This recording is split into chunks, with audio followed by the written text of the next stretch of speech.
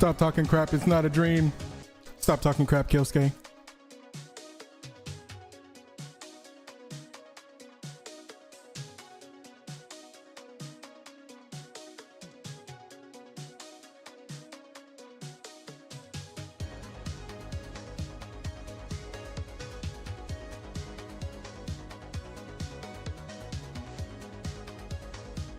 Yo, bro, why is your name Sigma? I swear to God.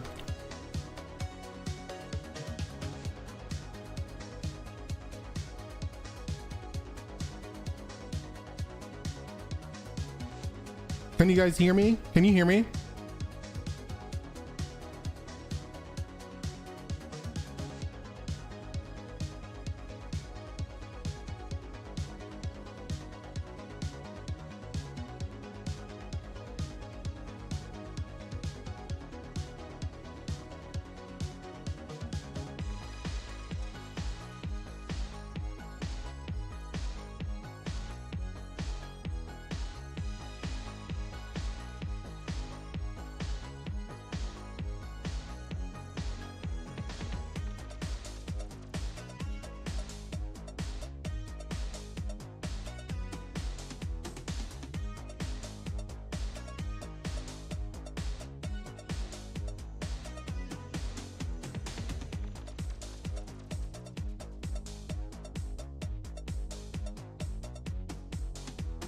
I'm setting up stuff since I have to redo some stuff. Just give me a sec, guys.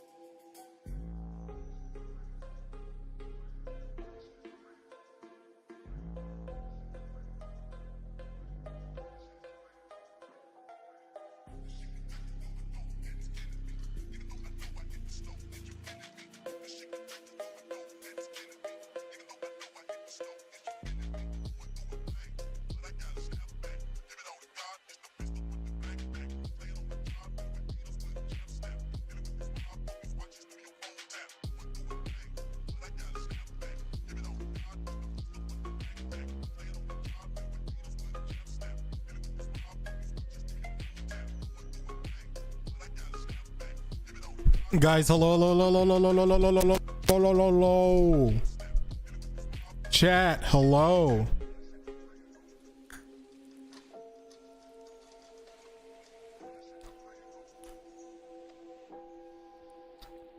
I have some farming to do, man. I would like to get it done. I promise I'm not a degenerate.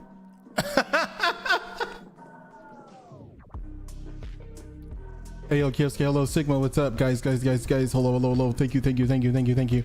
So, I have to ask, who saw the Black Ops 6 beta? How many of y'all saw the Black Ops 6 stuff? I'm also eating sunflower seeds.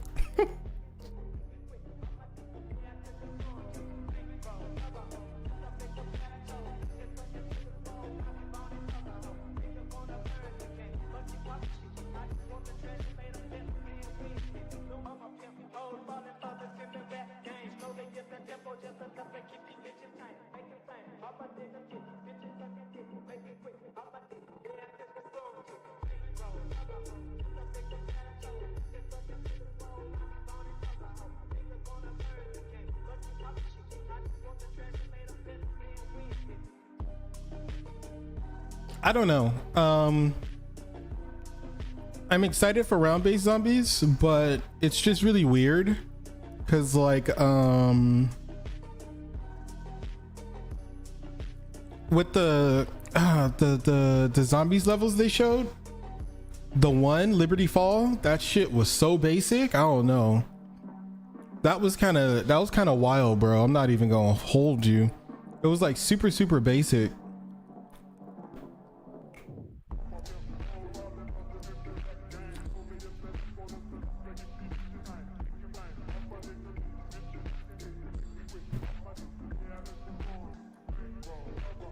You're gonna wait for the game?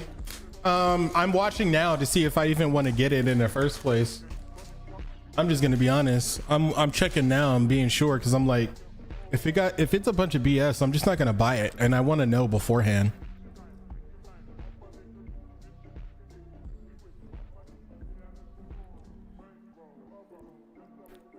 Yo, what's up, Kyosuke? You believe in ghosts? Hell no. Fuck that.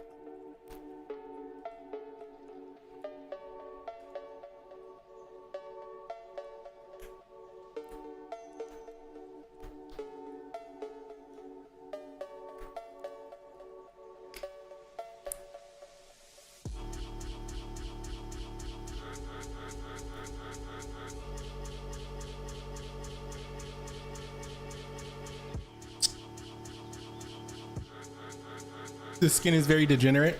Thank you. I try my best, man. Damn, son. I do my best.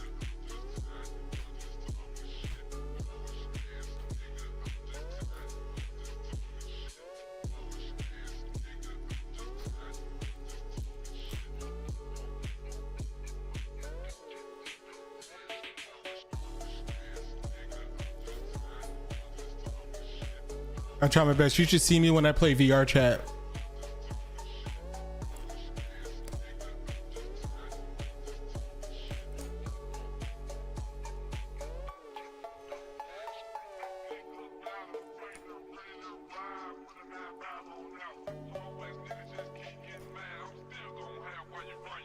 Oh, hell no, bro. You talking about degenerate. Again, if you've ever seen me play Free Gum, oh my God. Freakigami.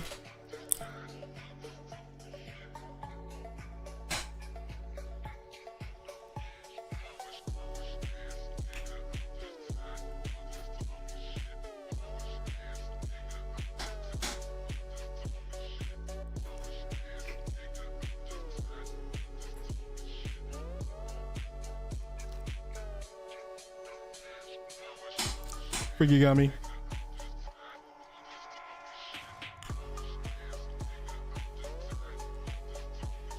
I'll make it like a nickname or something.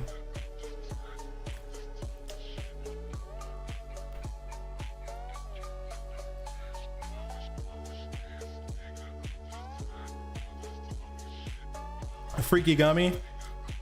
Maybe in like a video game.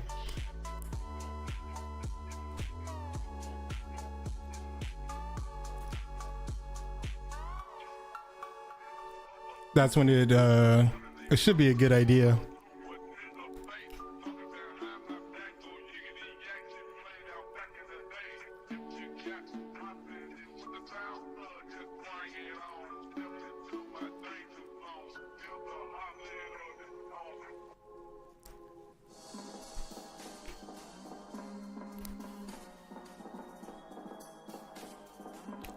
Oh, El Freaky?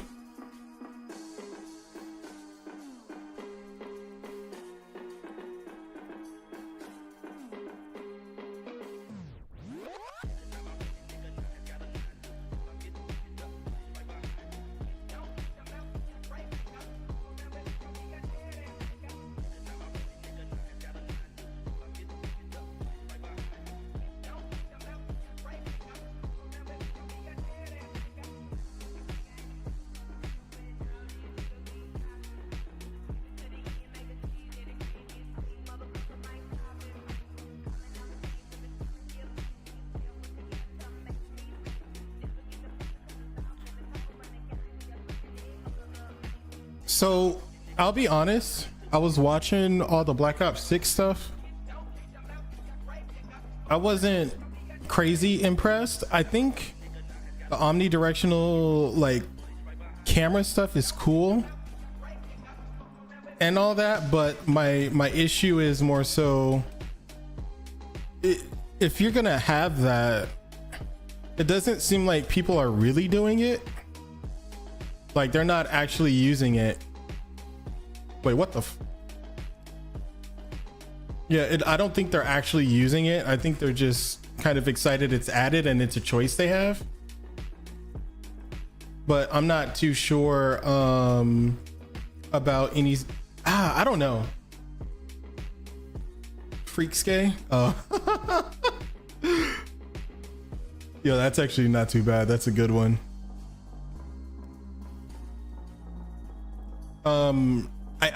I think omnidirectional stuff, all that in Black Ops 6 is in the right direction. I just don't see people using it all the time.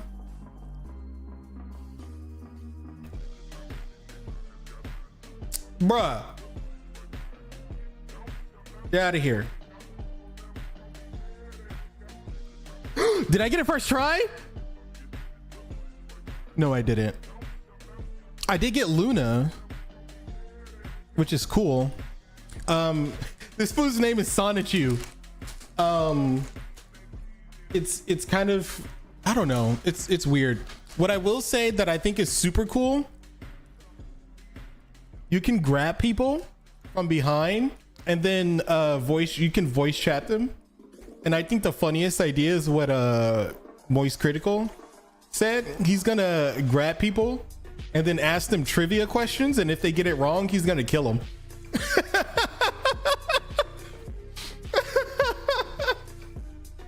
Imagine asking somebody, what's the capital of Nebraska? Yo, bro, and then what's the capital of Nebraska? They get it wrong and they just die. You have to admit that's kind of funny. Oh man, that's hilarious.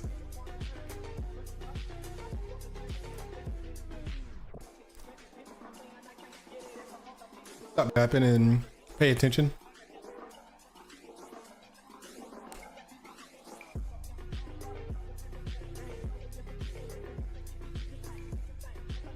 Wait, Kelski, I thought you said you didn't see anything for Black Ops.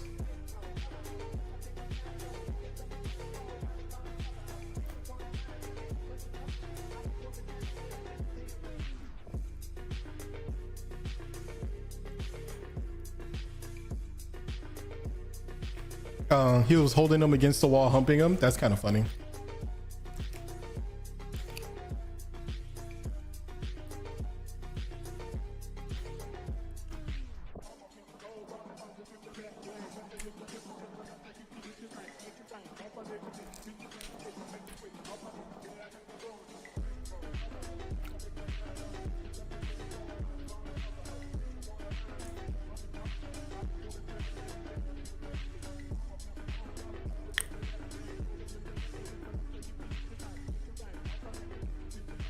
No, that crap was hilarious.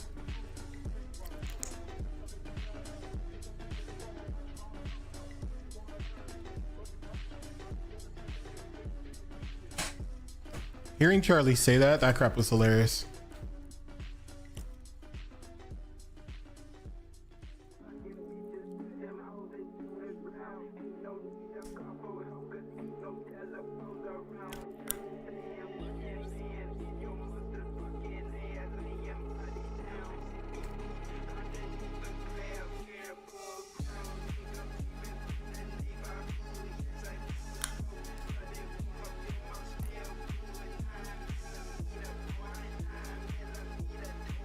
Wait, I'm leaving. Is this the right one?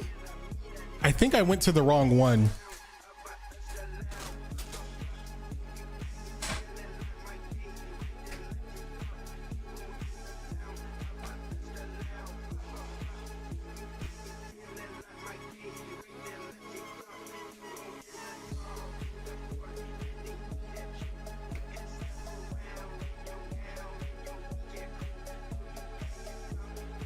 When was the Declaration of Independence signed?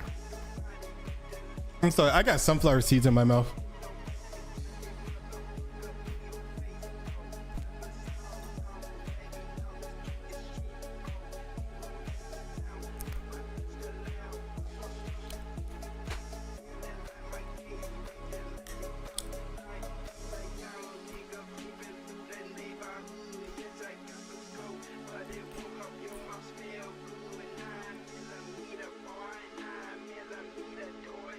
Slide them needs what?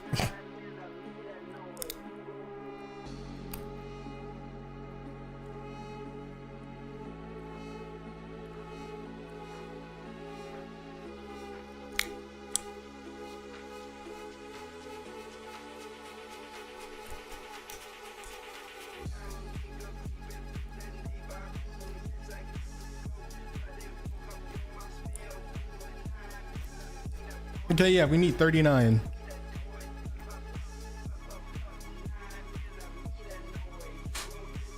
Slide them seeds? Oh, you want some seeds? I don't know why I thought I saw needs. No, I'm not dyslexic. I actually read quite a bit. Actually, when I was a kid, I was a huge bookworm.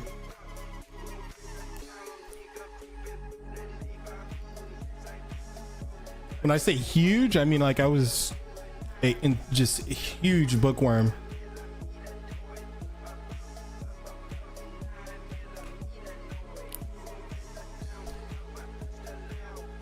Oh, yeah, your Dicex? Yeah.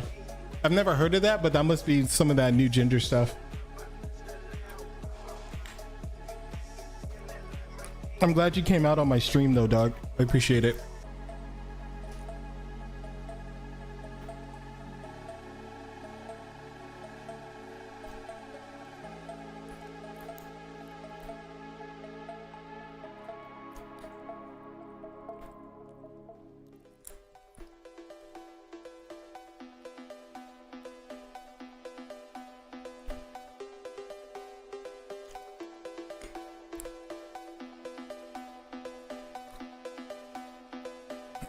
I hope you lose your game progress.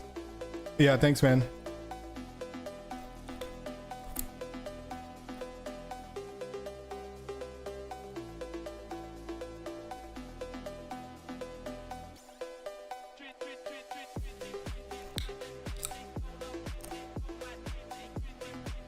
Hey, yo, Rail, what's up, bro?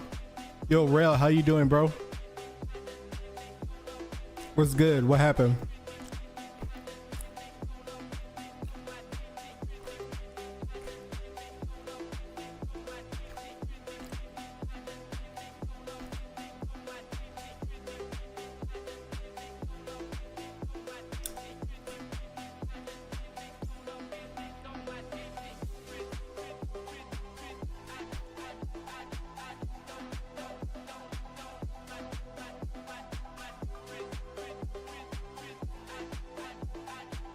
Can't say guess what and then not tell anybody.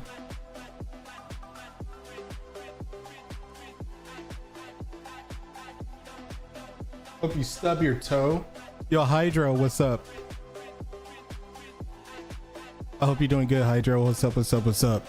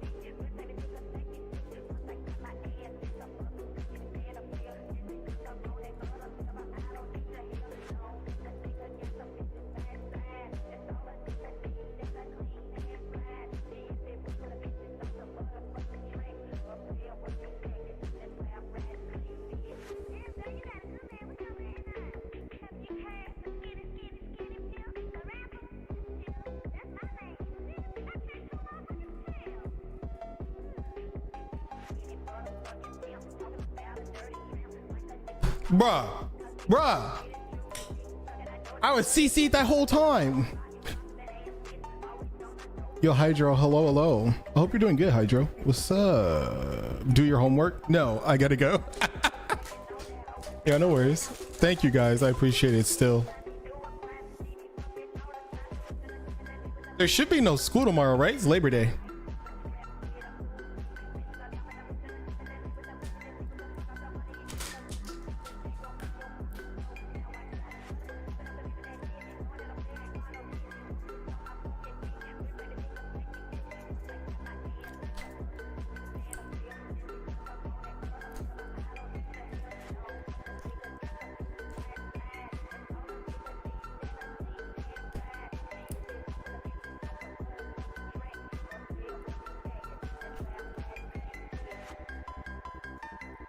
Yeah, no school, right?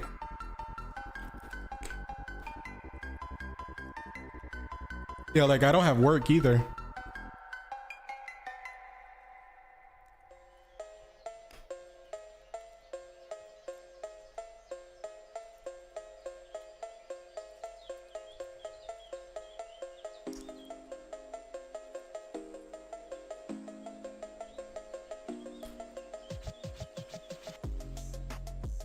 Hey.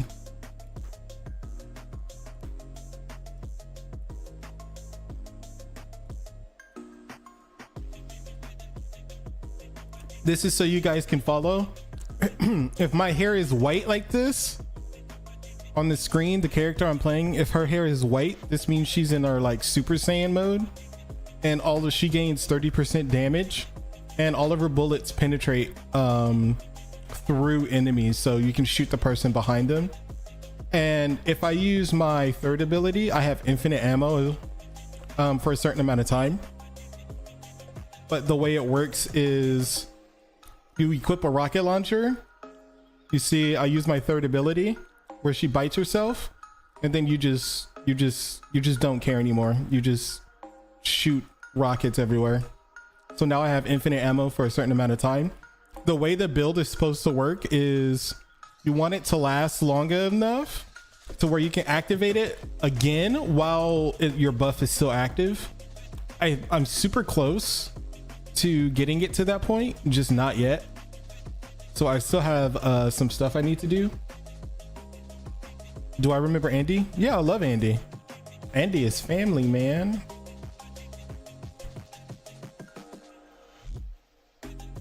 I was talking to Andy on my birthday last week. The general round, Tamer. It's called the Tamer. There's a lot of people saying it's arguably the best gun, depending on what you're running. 39? Let's go. The Tamer is arguably the best gun because it's so easy to get it past 200K.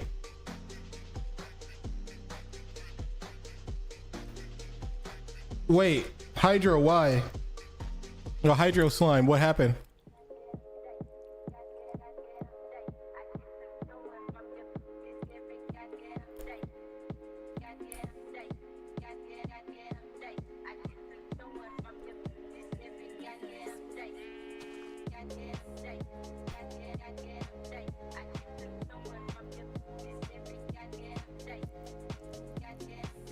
I didn't even know Andy had a boyfriend.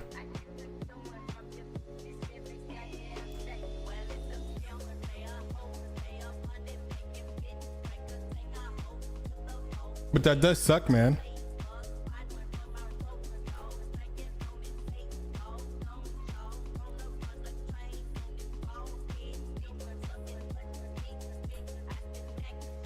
So that's what your friend was talking about? Don't get me wrong, another weapon that kind of combats this rail.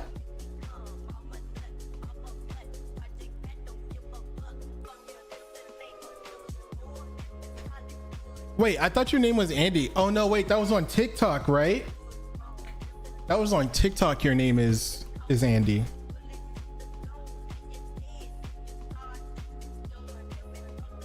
But Rail, the only gun right now that can really combat the Tamer is the Python. but it just, you have to build it very specific. But the Python can rival the damage.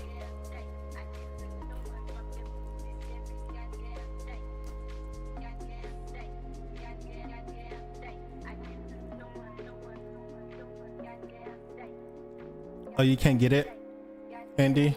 Just put Andy with like 2 periods or 3 periods or something. I don't know.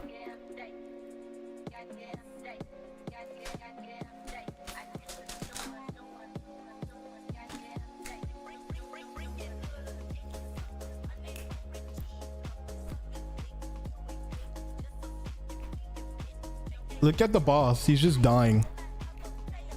The boss is just dying, bro.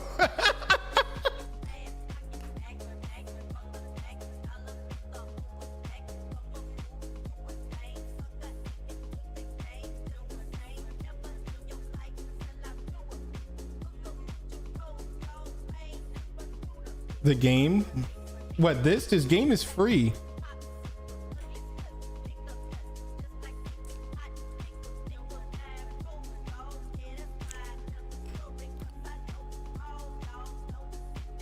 Python.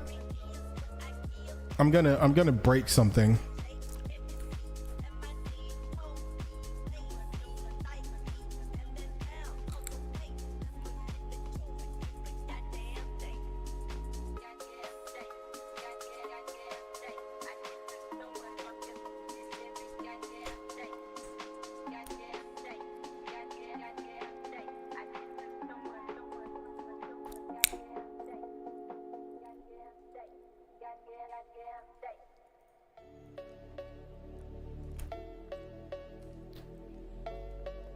Hey, yo, Rail.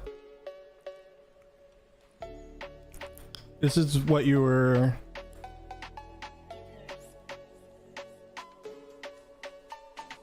You got the game. Wait, are you talking about this game? This game is free. Oh, you can always get it. It's even on console.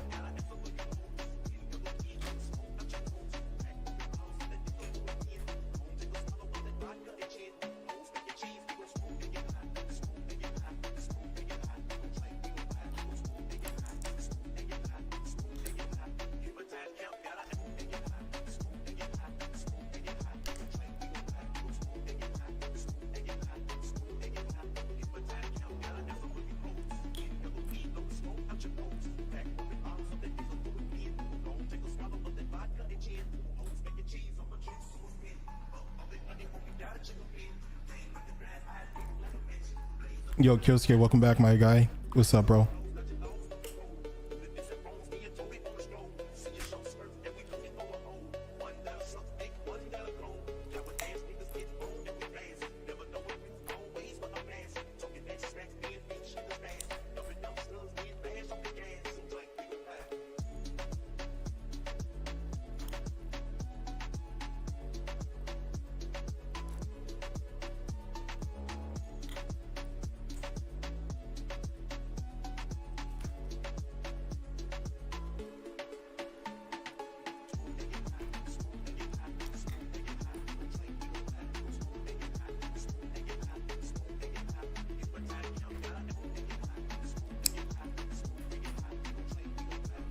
I don't know, would using Frena work?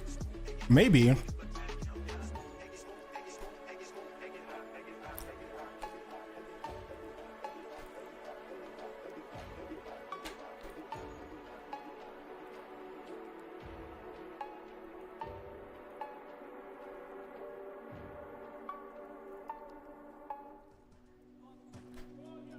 I can see, I'm pretty sure using her should be fine. I haven't used her in a while anyway. Welcome back, Yosuke. Hope you're doing good, fam.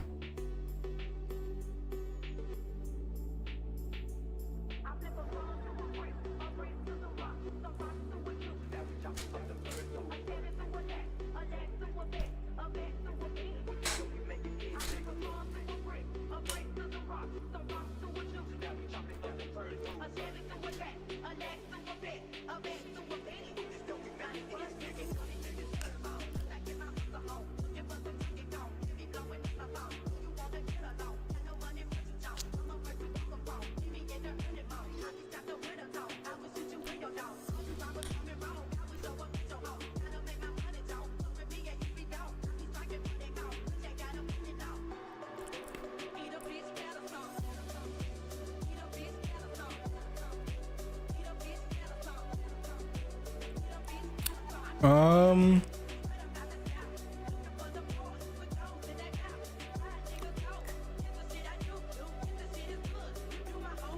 this should be fine.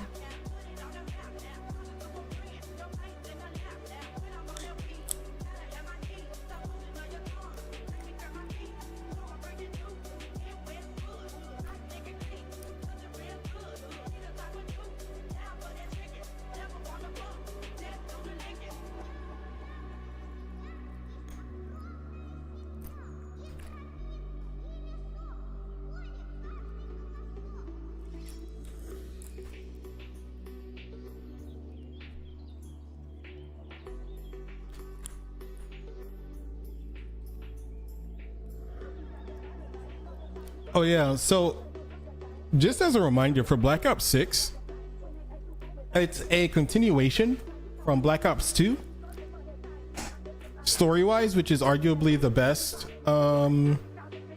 Black Ops.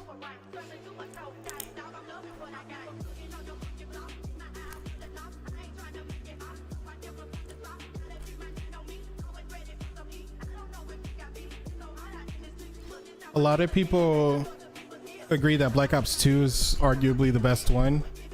I do tend to agree mostly.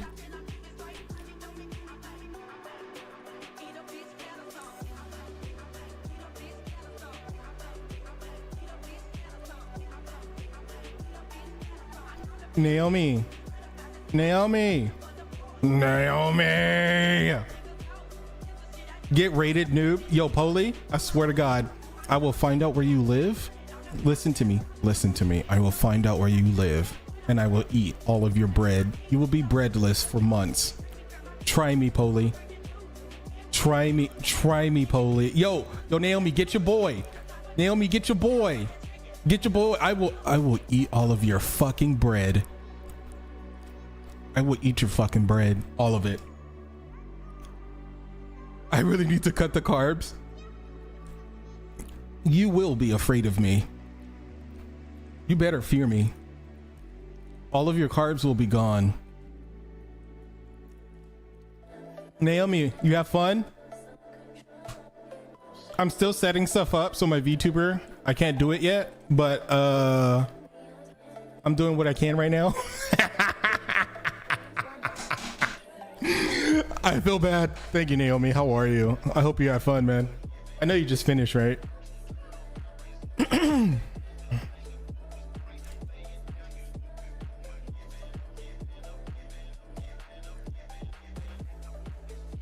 You did? That's good. I appreciate it too, Naomi. I was so lucky. I was so lucky to look to the side for a second.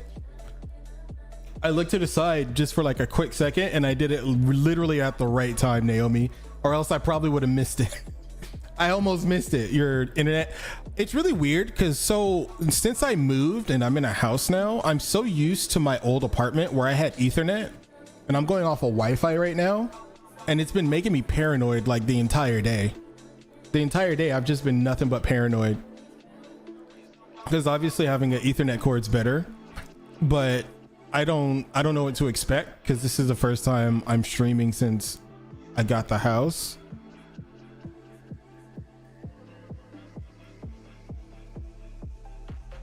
Lamal, yeah, it's not too great only because that hope can easily get destroyed immediately.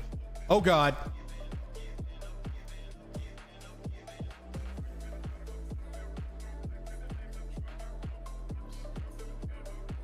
Is he stuck in the wall? He was. Who's stuck in the wall?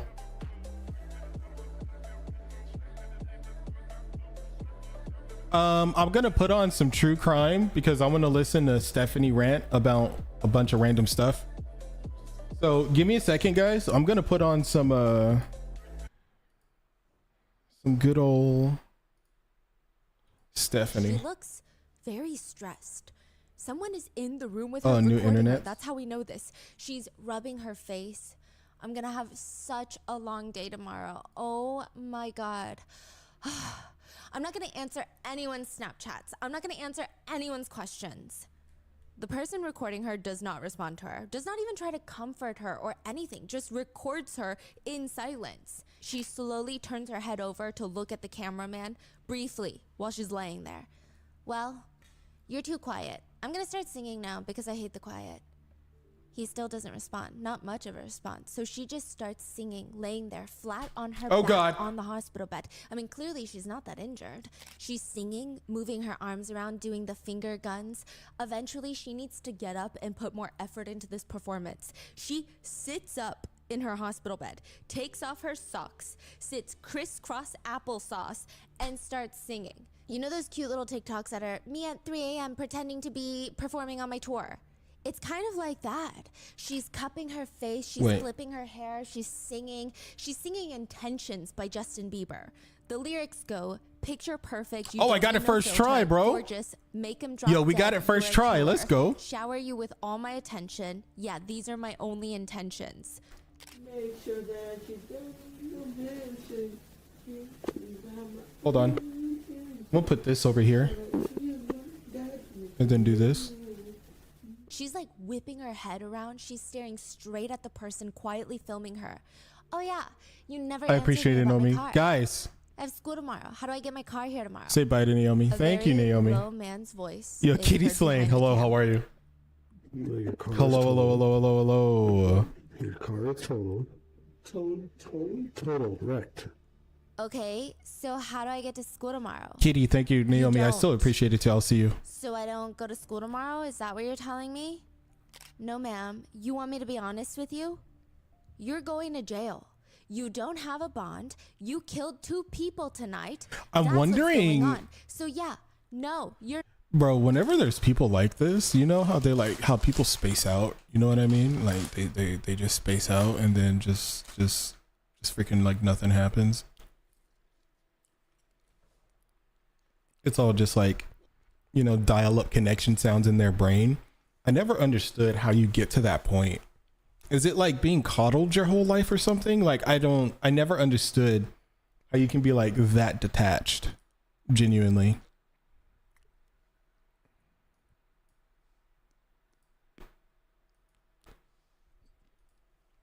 No, yeah, it's wild. not going to school tomorrow. That man filming is a police officer. Is she going to high school, middle school? College. College, okay. This is the case of Stephanie Malgoza, the college student who killed 2 people and proceeded to complain the whole time of how this could happen to her. She would ask about emailing her Wait, professor why? and Hold sing on. songs at the crime scene.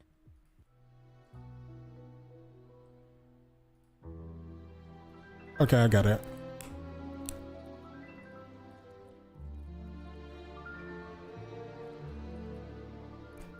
I don't got it. Okay, I know what I'm gonna do. That's annoying.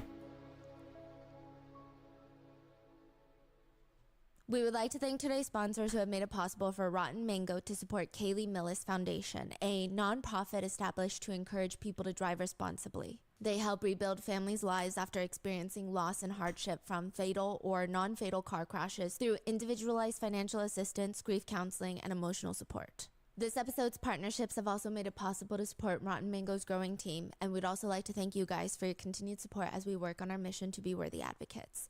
As always, full show notes are available at rottenmangopodcast.com. There will be 2 separate cases included in today's episode. So one problem that we've been struggling with is I don't know we why get it's a lot doing of that. requests for cases that are either ongoing and developing, or we just haven't been able to find much information on enough to do this full comprehensive deep dive.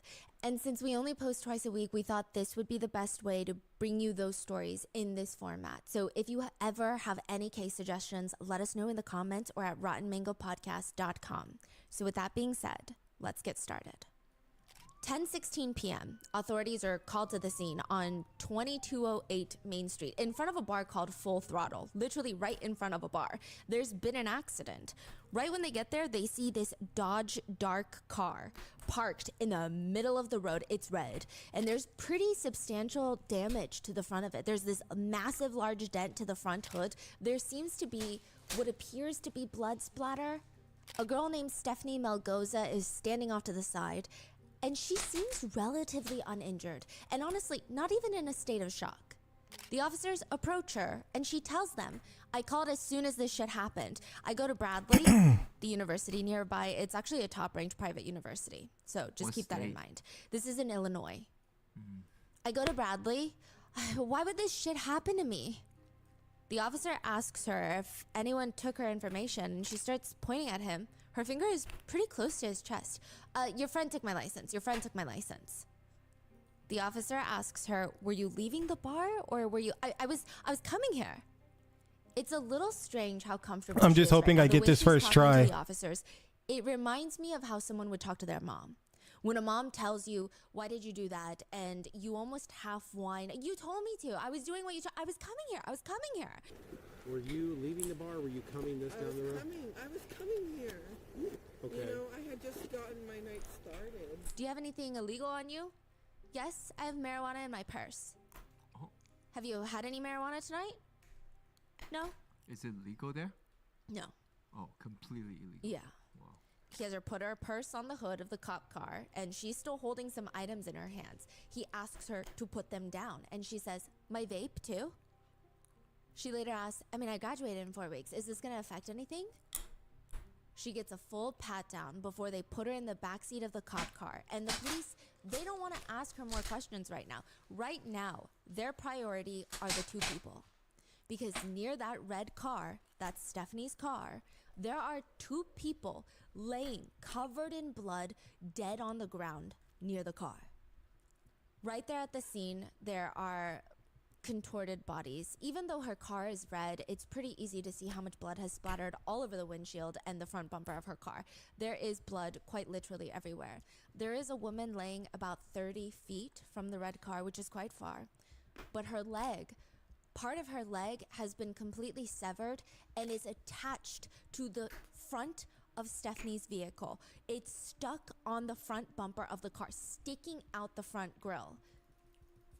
There are photos. It's blurred, but there are photos. There's another man laying about 90 feet from the car, and the officers are seen trying to perform CPR on their bodies, but they're not moving. Their bodies are in a really bad state. It's stated that at least both of them had partial leg amputations as well as full body blunt force trauma all over.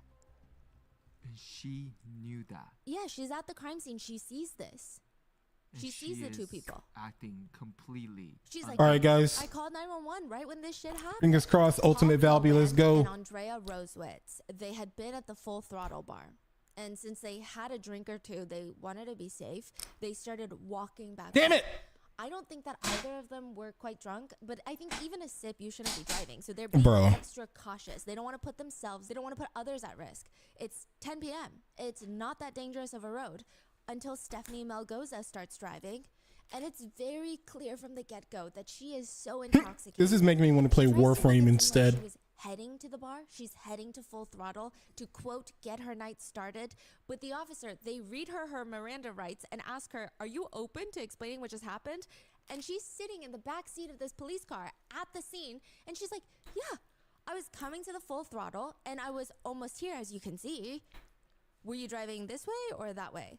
I was coming here, and suddenly, one person, she sticks her index finger in front of the police officer. One person walked out in front of me, and my car got hit. And I called you as soon as I got hit. My car got hit. Yes. You called 911? Yes, I called 911. She's nodding her head up and down also the whole time. Like, I freaking told you. How many times I have to tell you? I called 911 as soon as something happened. And then someone said, oh, someone else is hit. And I was Actually, like, hold oh my on. God, how did that happen? Okay, so what happened when you hit that one person? I just called you. That's all I know. I called you. Did they fall down right away, or did you get out and help them? What happened? I got out, I called you, and then everyone else came out, so I just kind of let them come and take the situation over.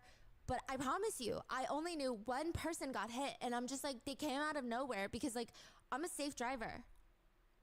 I get it. If you had to estimate how fast you were going, I would say at least 40, maybe 40, 45, but at least 40.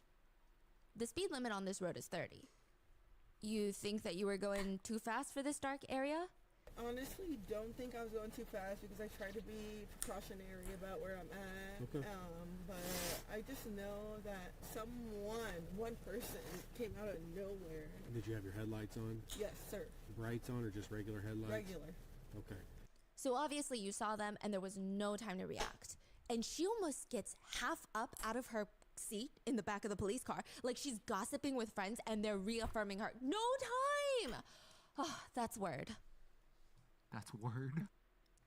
How do you hit somebody and then start gossiping about stuff? I swear to God, man, I just being around people like this, it makes my brain hurt like so much. That's word. Stop. No time. Okay. That's the word. Okay. Wow. All right, so where were you coming from? I was coming from Tavern 41 on Sterling Avenue. Tavern 31. 41. 41. Yes, sir. And you left Tavern 41 and drove straight here. Yes, sir. Over the course of the night, how much of you had to drink? Like, I probably had like 3 drinks. What is like 3 drinks? Are you talking like what type of drinks? Just vodka? Straight vodka or mixed drinks? Vodka and water. Get so rid I of stayed all of hydrated, this. You know, like right now, if you had me do a test, I think I would pass. Just don't test me, but I think I would. I think I would pass. I think Really I'd pass. honest, Don't test me though. We are going to do those tests here in a little bit, but how long ago was your last drink, if you had to say? About 40 minutes. So about 40 minutes ago, you were drinking and then you drove. Were you drinking while you were in the vehicle, or was this the last drink at the bar? At the bar. On a scale of 1 through 10, 1 being the least drunk you've ever been and 10 being the most drunk you've ever been, where would you say you'd put yourself right now? 5. Five. Because I've been very drunk. And right now, like, I see you, I see everyone, I know the situation, you know what I mean? Like, I know I'm aware of Okay. everything. Okay. The police do an eyesight coordination test, which she's gonna follow the officer's light with just her eyes. I think it's wild because she is seen smiling and laughing for even a few seconds of it. And okay, listen, I tend to give people a lot of grace when it comes to nervous laughing. I'm a nervous laugher. You give me slightly bad news, take me off guard, I will smile because I feel very stressed on how to respond. But nervous smiling and laughing, in my opinion, do not extend to this level. Like they're just minor stressors. This is a life-threatening, life-consequential type of situation. But she's smiling and giggling because it's hard. I'll be honest. The more I play this game, like the farm is fine, right? Like I can care less about farming, but when you make the farm like super crazy, I think that's when I start to have a problem, because I'm super used to farming as well. I've been playing Warframe since like day 1, bro. Seriously, like day one of PlayStation 4 release, and it's just really, really weird. It's just really, really weird. Making the farm so insanely difficult, or just having the rates so bad. And I'm talking early Warframe, dude. Even early Warframe, it was really bad, but it wasn't like as bad as it is here, though. Like this is like, what the hell are you doing with your game? This is just straight up. Like, why? It's just straight up like I would rather just buy it. Like, in my mind, I'm like, I'm better off just whipping out my wallet and paying $100 to get Valby.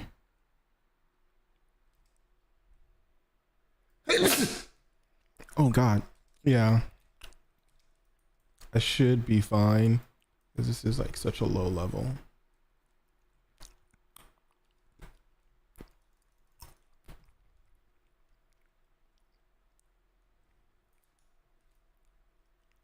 Okay, just go in the middle. Yeah, that's fine, bro. Yeah, man, just go in the middle. Ow.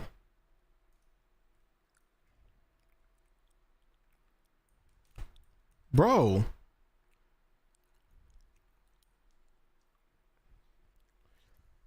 Oh, I got it first try too. Yeah, but it's annoying that they make it so difficult that you're just not even willing to do it. and you would rather just purchase it. But the thing about that is that's the point, right? That's why they make it as difficult as they do, but that's also a problem. It's like you shouldn't, if you have to go through that just to, if you have to do all of that, if you have to make your game that bad just to get people to buy stuff, then it means you don't have a good game. Because even Warframe's grind isn't this bad either, and you can buy everything in the game. So it's just like, come on, man. Like, what is this? Genuinely, what is this? Not to move her head, you know, and she's like following the light with her eyes. At one point, she even grabs hold of her face with both of her hands. The whole eye coordination test, which is supposed to test how jerky your eyes are when they move side to side. So when you're drunk, no matter how good you are at, quote, hiding it or behaving like you're sober, it's very hard to fake this test. So for example, right now, if you're sober and I move my finger across the screen, you can follow them very smoothly, even to the corners of your eyes and then back. It's almost like a train going back and forth. You'll notice that drunk people, it's like 3 points. They look straight, then they jump to the left, then they jump to the right, then they look straight. It's very jerky. And then even when they're looking to the nearest of the left or the right, their eyes will have these jerking movements, almost like twitches, if you will. Because if you're that drunk, that's what happens. It's very difficult to hide it. At one point, the officer tells her, you gotta put your hands down. And she's like, fine, fine, fine, fine, fine. Like they're playing a game and she broke the rules. And you can visibly see on the camera that her eyes are jerky. It's like a 3-point, like 1, 2, 3 that she's doing with her eyeballs. She states the eye test is so hard, she would rather just walk in a straight line for them, which don't worry, she is instructed to do just that next. 1 foot in front of the other. She's gonna do that, then go back to her original standing position, back and forth, back and forth. And it's likely that she knew that this was gonna trip her because the minute that she does a few feet in front of the other, she just stops. Puts her feet right next to each other. And then she's like, oh, let me try again. Like she acts confused on, wait, what were the instructions again? It's very choppy. It's very shaky. Then she's told to balance on one leg. I mean, she can barely keep her balance. She looks like a gymnast who is about to fall off the balance beam. So they kick their other leg up to gain stability. That's what she's doing. After that, the police want her to take a blow test to check her alcohol, and they tell her, take a long, hard, steady blow into the straw like you're blowing up a balloon. And she starts smiling and giggling. All right. What up a what? Yes, ma'am. Take a deep breath, long, hard, steady blow.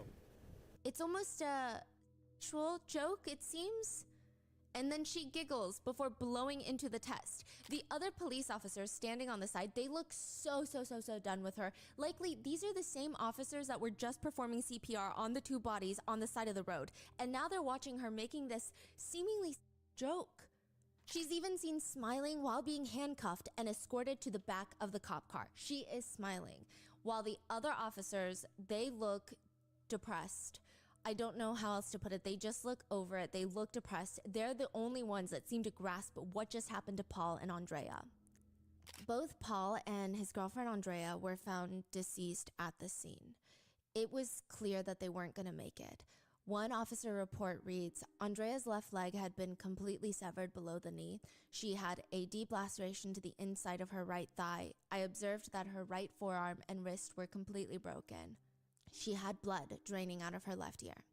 As for Paul, another officer wrote in his incident report, I observed that he was missing his right leg below the knee. He was not alert and had blood coming from his mouth. I felt a weak pulse and began CPR. My squad started to cordon off the crime scene, and a short time later I observed the firefighters placing sheets over both the victims. I walked over to the front of the suspect vehicle and observed a severed leg and foot with a shoe on it that was pinned to the front bumper of the suspect vehicle. I observed a second severed lower leg and foot on the ground next to the grass. The officer asked the bartender of the bar because at this point, all the bartenders, all the bar patrons had run out. They had heard this massive crash. So they're figuring out what's going on. The officer asked the bartender if the victims drove to the bar. She points at an SUV in the parking lot. She believed that was theirs, which it was confirmed to be theirs, indicating They didn't want to endanger anyone by driving because they had something to drink, so they left on foot. They did the right thing. They did the safest thing for themselves and for others on the road, but Stephanie Melgoza did not. They did everything right and they were still killed. Another officer notes that while at the crime scene, Stephanie was just standing off to the side, just watching while people perform CPR on the victims. These are not the victims' friends, family. These are not, I don't even think they're medical professionals. They're just random bar patrons and bar staff that want to help. Other people are just freaking out, running, hysterical. And this was not on the body cam footage, but the officer wrote in his incident report that Stephanie told him, "I'm willing to cooperate with everything and do whatever you want as long as you're not mean to me." She kept insisting, and I quote, "Sir, I can tell you right now that it was not two people." She stated that it was just one person that ran out onto the road all of a sudden, which she's not that credible because the legal limit for alcohol for driving is 0.08. Stephanie Melgoza's blood alcohol level was 0.253, almost 3 times the legal limit. Typically, that is severe impairment. All mental, physical, and sensory functions are severely impaired. Even just walking is dangerous for the drunk person because that person is likely going to have increased risks of accidents, of falls. They have severely impaired coordination and balance. It's also likely the risk of choking on their own vomit at this stage of alcohol impairment is heightened. And because of that, Paul and Andrea are now dead. Their cause of death were both listed as multiple blunt force traumas sustained as a pedestrian being struck by a motor vehicle. When the authorities are getting her ready to be taken to the hospital, Stephanie Melgoza starts talking again. "Can I ask you a question? I have an 8 a.m. tomorrow at Bradley, an 8 a.m. class. Will I be able to make it or should I email my professor?" The officer seems kind of taken aback and just tells her for the time being, they're going to be together for the next few hours at least. She's like, "Yeah, no problem, as long as I can text my professor." On the way to the police station, she's telling the officer that's driving that she's so embarrassed. Not because of what she did. She explains while laughing, "I didn't think he could hear me, but he heard me. Oh my gosh, that's so embarrassing. I thought I was by myself in the back, but I wasn't alone. Oh gosh." What is she talking about? She was singing to herself in the back of the cop car and she thought she was alone, but there was another police officer that heard her. And she was embarrassed. The officer just ignores her and starts driving, at which point you can kind of hear her mumbling and singing in the back, and it sounds like she's asking the officer to sing tunes. He responds, "Sing tunes? I don't think it's the appropriate time to sing tunes right now." He just tells her that they're going to go to St. Francis, the hospital, to do a ton of paperwork, to which she responds, "I have an internship there next summer." Clearly, she's not aware that she's likely going to be in prison next summer. "Do you?" "Yeah, when I graduate. I'm excited. Yeah, the Department of Health. They recruited me as an official analyst." "Oh, okay. And it's going to be $17 an hour, which is a good job for starting out, coming out of college." "I understand. I'm excited. I'm scared, but I'm just ready to work and not be in the food industry for once, you know?" Eventually, they tell her, "You understand what we're going to do. First off, I'm going to let you know that you did hit 2 people total." "I did not." "You did." "I didn't. Purposefully."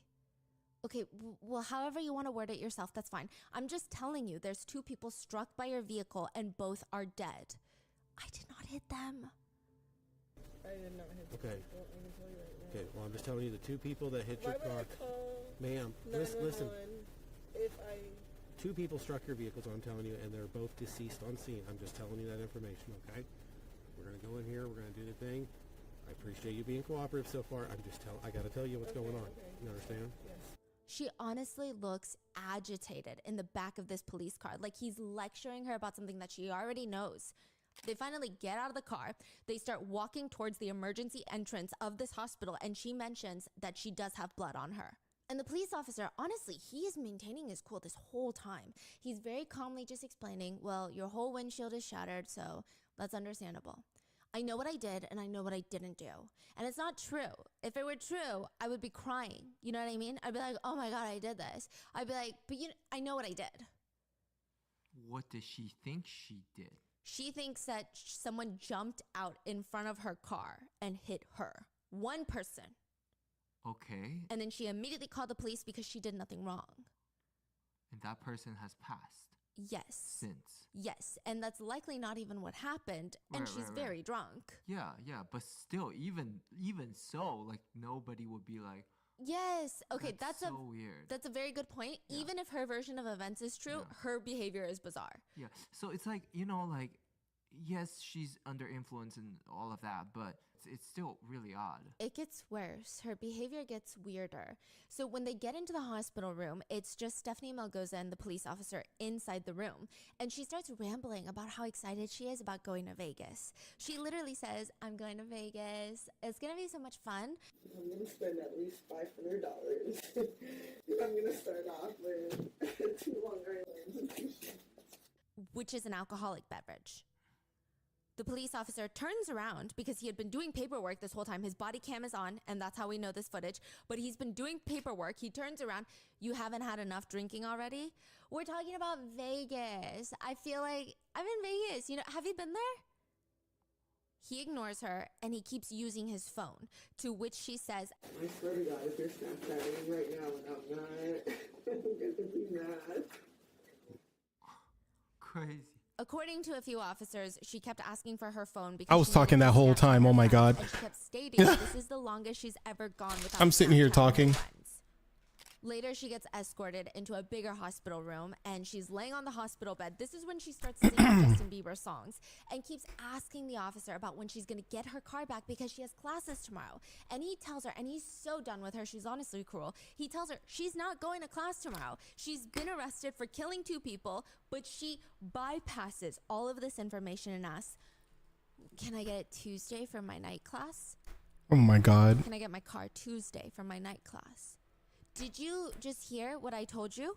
You said I'm not going tomorrow, but I'm asking about Tuesday. Bruh. Hear what I just told you. You said I'm not going tomorrow. I'm talking about Tuesday. Did you hear when I said You that said I'm going to jail tomorrow. did you, you're going to jail when we're done here? Yes. Did you understand what I told that you killed 2 people tonight? Yeah, so I'm just wondering when I can go to school. Okay, we're done. She rolls her eyes. Yeah, no, lays we're back done. Down to lay down on the hospital Bro, bed, and the people, tells man. her, you could care less about killing 2 people tonight. That's sad. You're pathetic and horrible all at the same time. And he was so composed throughout this whole situation. And she turns to him, laying down, and says, can you say that as a cop? Yes, I've heard cops say way worse. Yes, ma'am, I can. It's kind of strange that she gets so upset and even questions if he can even say that, if he can even do that to her, treat her like this. Like, how dare he, when she literally killed 2 people? Okay, so can I ask when I get to go back to school? Should I email my professors that I can't go back to school for a while or what? Because I graduate in 4 weeks. Like, I need to know. I don't know. The officer is sitting down and she's laying on the hospital bed like it's her couch. And she's just chit-chatting with her best friend in her living room. That's the position. Even if I didn't have a police officer in my hospital room, I don't think that I would be that comfortable in a hospital room. The way she's laying, it's like, you know when you bend at your knees and then you almost kind of rest them on top of each other and her legs are kind of spread out. It's just her body language is just so comfortable. I don't even think that I would lay down like this at a friend's house. Unless I may be sleeping over. Unless maybe I'm, I don't know, so close with them. She looks like she's about to binge watch a Netflix show by herself. And she's staring at the police officer. And he just responds, to be quite frank, I'm a little bit more worried about the 2 people who are dead right now, to be fair. She rolls her eyes and repeats, to be fair. To be fair. For a second, she's laying there rather quietly. Wait, what the Quietly for her. Oh my God, what was that? I thought maybe she's done now, right? But she continues. Oh my God. I can't wait to join the DUI club. All my coworkers have them. Oh my God, all of them have them. They're going to be like, so fucking, oh my God, I got to text them. She calls it a DUI club. Yeah. Like, she's so excited and Yes. happy. The officer reports that throughout the night, she kept asking for her phone so that she could text her friends that she finally joined the DUI club. She continues rambling to herself and she's smiling. I'm telling you guys, people like this, I don't know, like what? Maybe her parents were there and she just hung around the wrong people or something. But I never understood how bad behavior like DUIs and stuff, how people view it the way she does, like it's some weird badge of honor, right? Like the DUI club. It's like, bro, that is not a good thing. That means somebody probably is gonna get hurt. As she's saying that, by the way, the whole DUI club, she's smiling about how silly goofy she and her coworkers are. And finally, she sits up at the edge of the hospital bed, still talking to I don't know who. It's okay though, because they're taking me to Vegas for my birthday in 2 months. That'll be fun. We just can't wait. It'll be like partying. How old is she turning? She's 24, so I assume she's turning, well, 25 maybe, yeah. And then she starts singing again. She was charged with failure to reduce speed to avoid an accident, possession of cannabis in a motor vehicle, and Oh, I'm hitting reckless R. driving resulting I'm in hitting the death, as well reload as button. Aggravated DUI resulting in death. I mean, essentially, she went to a bar, got very drunk, and then had a giant bottle of Tito's vodka in her car, and presumably was drinking while driving, literally, and then hit them. I think that she just didn't see them because she was so drunk. Are they like on crossing the street? Or? We don't know. It seems like they were just on the side, walking like you normally would. That's Yeah, it doesn't, there was no statement that they were crossing the street or anything. It seems like it was purely, she just almost Was on- aimed at them, is the feeling. I don't Oh, think that she intentionally did, obviously. She had weed in her purse as well as that large bottle of Tito's vodka in her car. Now, there's a lot of notable moments from this case. We don't have much information on really anybody. We don't have much information on the victim or how they were walking, at which part of the road they were walking, or any witness statements from Stephanie Malgoza at the previous bar that she was at, because she would plead guilty. So we didn't need... any she just testimony said, from screw her. it. I'll just Now, other notable moments from this case include, well, I'll in the just back of the be police guilty. car, because there's a camera there. She's being driven to the hospital, and she starts pointing out the fact that the officer's window is so clean in the back seat that it almost looks transparent. She said, damn, your windows are really clean. I thought it was down. I thought your window was down, like dead ass. Like, your windows are really clean. Look, if you were in my position, you'd be like, wow, that window is down. You keep your vehicle well maintenance. She then continues to sway and dance to imaginary music. She also angrily states to the camera that one of the officers is being a dick by accusing her of being drunk. And she says, I've never been more comprehensive. Or, what's the word? I guess. I don't know. Okay. That's about it. Okay. That's that Tyler the Creator moment. Okay. Mind you, she's talking to herself and the camera. Then she continues to sway and dance to the music, which is a thing that she does on and off the entire night. At one point, she starts dancing in the backseat in a way that I can only describe as intense dancing. I mean, she's mouthing words to a song. She looks like she's about to grind on the seat, making faces like you would if you're performing on stage. She also asks the officer while he's driving, can I hit my nicotine pen, please? Oh, that's all I want. He tells her no, and she goes, fine, I'll just pretend. She pretends to suck in air like she's using a vape pen. It's the most ridiculous footage I've seen in a really long time. And she comments, The number one thing I will say, guys, men, penis wielders, don't stick your dick in crazy. It's not, listen. Don't stick your dick in crazy, bro. It's not worth it, bro. It's not. Don't stick nothing in crazy, all right, bro? Resist the vagina, okay?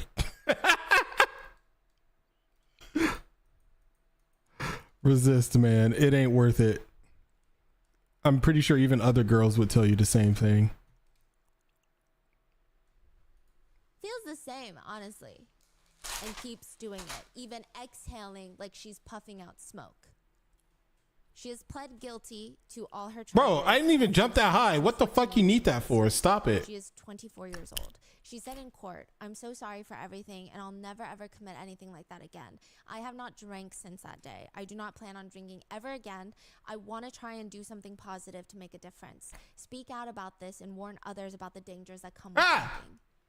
Which, I mean, she was out on bail, but also you're going to prison, so I imagine that you don't really have a choice in whether you're drinking or not for the foreseeable future. So it's not really something to say like, look, I've changed, Her attorney also argued that he wanted to, quote, pay it forward by using her story to prevent others from making the same mistake.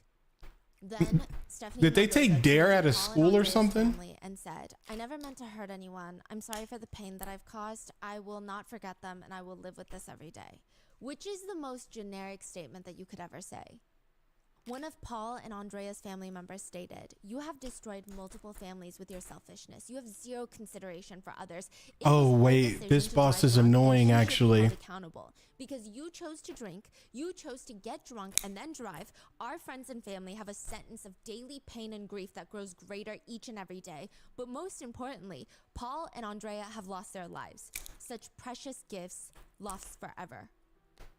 The victim's family stated that it was Stephanie Melgoza's decision and her decision alone to drink and drive that night. They demanded the maximum. It went through the sentence of wall? 28 years, which they sadly did not receive. Bro! She has to serve at least 85% of her 14-year sentence, meaning she could get out in 11 and a half years. She won't even be 40. She's still in her 30s. Yes. But not only that, it gets worse. She ends up still receiving her diploma from Bradley University. Everybody was so What? upset. At first, everyone thought that she would even be walking at the graduation because she was out on bail. And there was such a huge uproar. Students were threatening to not show up. It was really bad. She was eventually banned from walking, but she still received her degree. The even more unhinged part is some people actually defend her online, stating, there is not one person on earth that hasn't made a mistake sometime in their life. Oh my God. Wow. The people who say that are just a bunch of idiots who probably sit at home and like scratch their fucking beer belly with Cheetos all over it and then say they're highly sophisticated because they watched Game of Thrones and they understood it. It's like, you guys know what it's called? It's called being an unreliable narrator. That entire statement is very unreliable, if you ask me. Just Jesus Christ. Yeah, to that person, I would just like to say, No way. Is it not a lot of people, right? no, this is a small group of people, and maybe like they are the mistake. I don't know. Your lack of common sense and good judgment is the mistake here. How could you even say that?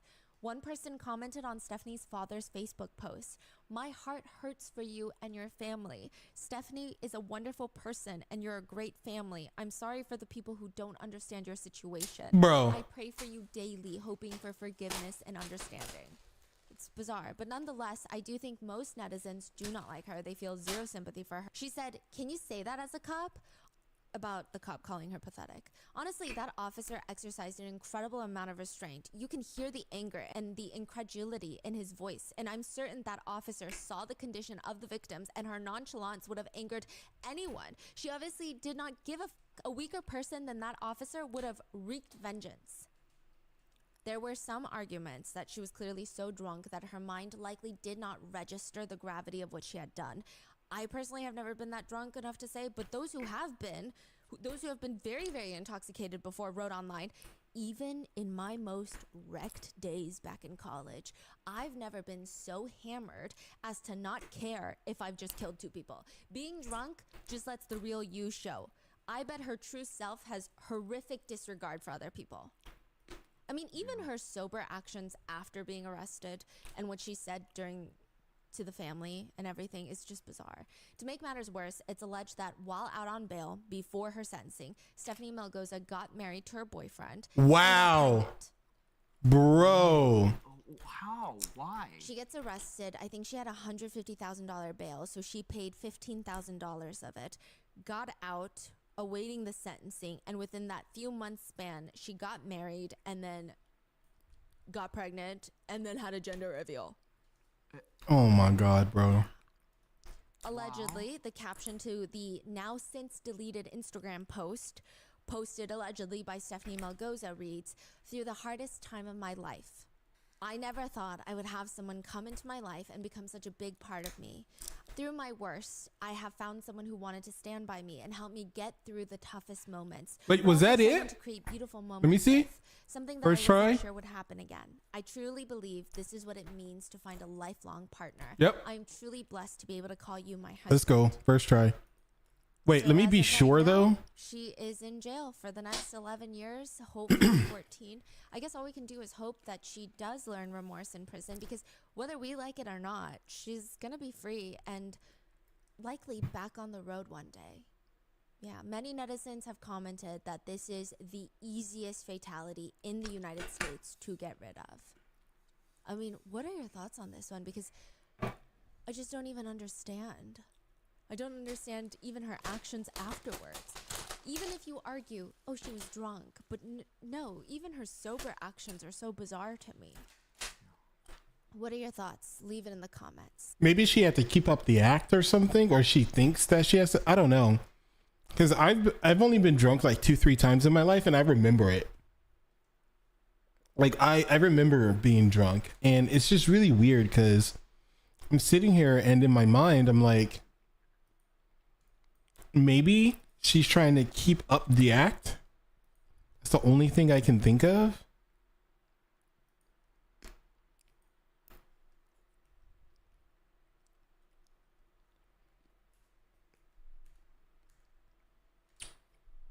Because when you're drunk, you do remember.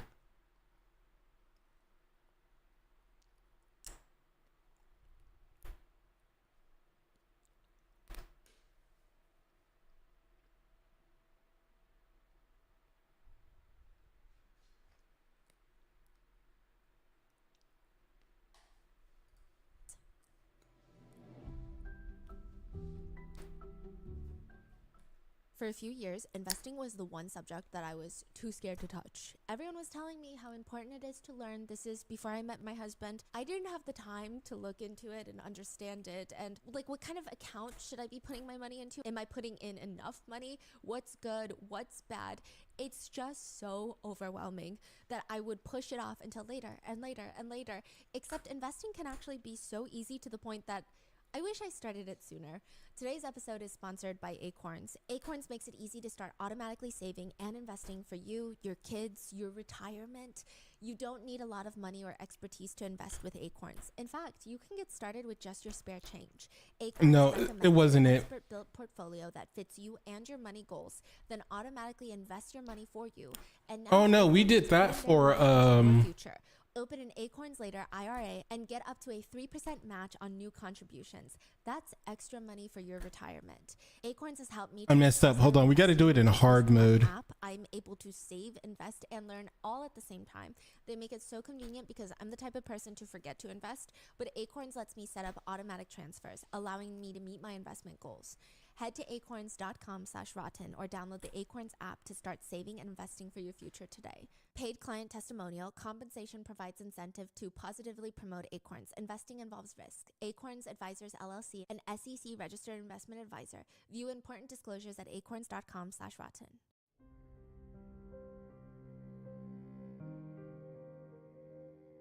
I can honestly tell you that my least favorite part of the day is planning and cooking dinner. There are just so many steps for it just becomes draining. I need to prepare the ingredients, take out all my pots and pans for the dish, and it just makes me dread the hour or two that I'm gonna spend in the kitchen. It's why I've developed a very bad habit of ordering takeout lately, and at the end of each month, I always regret how much I spent on takeout alone because it's just so expensive. And if I'm being honest, it's probably not the healthiest. That is why I am obsessed with Hungry Root. Hungry Root sends you fresh, high-quality groceries with simple, delicious recipes. I love it because it's just as easy as ordering takeout. I can place my order on my phone and they will deliver it straight to my door. The best thing about Hungry Root, though, is that they have recipes that take 5 minutes or less. I don't even have to worry about making this huge mess in my kitchen because some recipes are as simple as 3 ingredients. My go-tos have been the curry chicken and zucchini stir fry. The coconut curry sauce just tastes so delicious, and with the quinoa and chicken, it's super filling. But Hungry Root can be tailored just for you. They get to know your personal health goals, your dietary restrictions, favorite foods, how much time you want to spend cooking, because I know some people love it, and so much more. Once they have all of that, they will build you a personalized cart with all your grocery needs for the week. It's like having someone else do all the planning and shopping, so you don't even have to think about it. But even if you don't like all the recommendations, each order is fully customizable, meaning you can take out their suggestions or choose to replace it with anything you want. And Hungry Root has everything you could want. They've got fresh produce, high quality meat and seafood, healthy snacks, smoothies, and even snacks and meals made specifically for kids. Everything from Hungry Root follows a simple standard. It's got to taste good, be quick to make, and contain whole trusted ingredients. Right now, Hungry Root is offering Rotten Mango listeners 40% off your first delivery and free veggies for life. Just go to hungryroot.com/rotten to get 40% off your first delivery and get your free veggies. That's hungryroot.com/rotten. Don't forget to use our link so they know we sent you.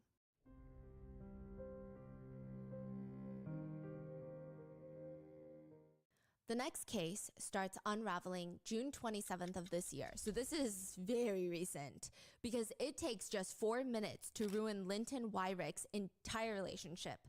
4 minutes. His relationship is practically over. 4 minutes, and now Linton's girlfriend is in the hospital, concerned that all of this stress of her relationship being ruined is going to harm their baby because she has been carrying Linton's baby for the past 7 months. Linton is this fitness online coach, quote, personal trainer and musician. That's his bio, okay? And he's usually an okay guy, kind of.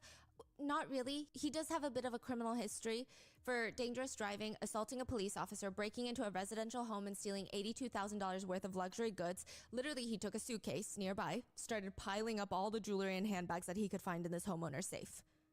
But other than that, he is generally an okay guy. Sure, maybe that's what they say, to each their own, right? But this time, these 4 minutes have taken it too far.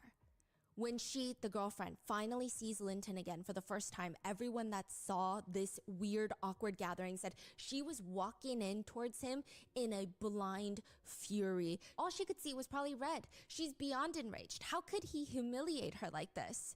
Everyone had seen the video. Literally everyone. I wouldn't be surprised had there not been some sort of barrier between them that she would have thrown a glass of water at him or something. How is he going to explain away this one? He's caught on video cheating on her. And this 4-minute video is as bad as it gets. It shows Linton standing up while a woman is in front of him, down on her knees, performing things on his body parts. Then she gets up and starts making out with him.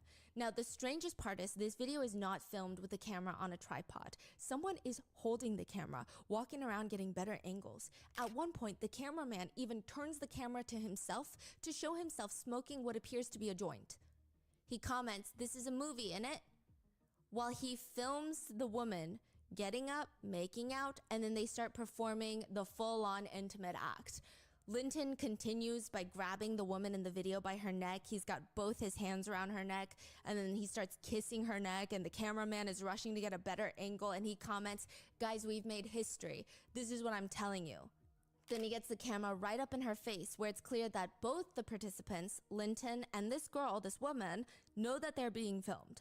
But they're so engrossed in the dirty deed that they don't even seem to care. Even though Linton has a pregnant girlfriend back at home. Nobody cares. The cameraman then again shows himself, and he's smoking. There's clouds of smoke in this room. It does not appear to be an attempt at a professionally filmed X-rated video. I know the word cameraman makes it sound like they're trying to create a high-end film or something, but it's very weird. It's very homemade, if you will. Linton has his hands around her neck, and when they hear someone trying to come in, Stephanie, it's called amateur. Okay, I hope you appreciate that. It's called amateur. And the cameraman proceeds to place Ignore that. his hand over this woman's mouth to keep her quiet. It's a very weird dynamic. So Linton is the one having intimate relations with her. The cameraman is blocking someone from entering through the door and then placing his hand on this woman's mouth to keep her from making noises. There's a lot going on. Because they're still doing it? Yeah, they're still doing it, and I don't know who's trying to come in. Now, this goes on for 4 minutes, and the worst part of all of this is the woman he's having relations with in this clip had gone viral before.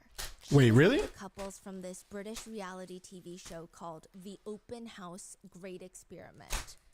The show is supposed to be about exploring what it's like to be in a non-monogamous relationship, where a bunch of couples in open relationships or couples wanting to try open relationships are sent to this luxury retreat where they're free to explore with other couples. It's a show about swinging and multiplayer activities under the disguise of wanting to appear very open-minded.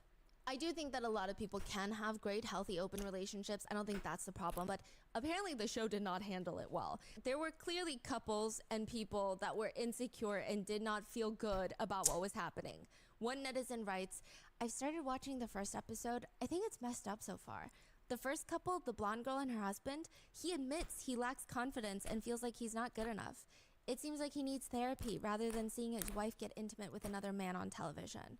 It's very That messed almost up, killed and me, by the guy will way. Probably have lifelong trauma after this. But another netizen writes, you realize nobody forced any of them to participate? It blows my mind that people are trying to cancel the broadcaster. How are they at fault for broadcasting a series where voluntary couples explore open relationships? It's almost like exploration isn't predictable. Regardless of where you stand, I do have to say the show really nailed down the shock value. There at one point was a 15-person event where they all had intimate relations between 15 people. The girl in the video, the one that's having intimate relations with Linton, she was one of the 15 on the reality show. Wow. Her name is Linda de Souza Abreu, and she was on the show last year with her husband Nathan. So she's married. And she said, monogamy is a social construct that should be dismantled.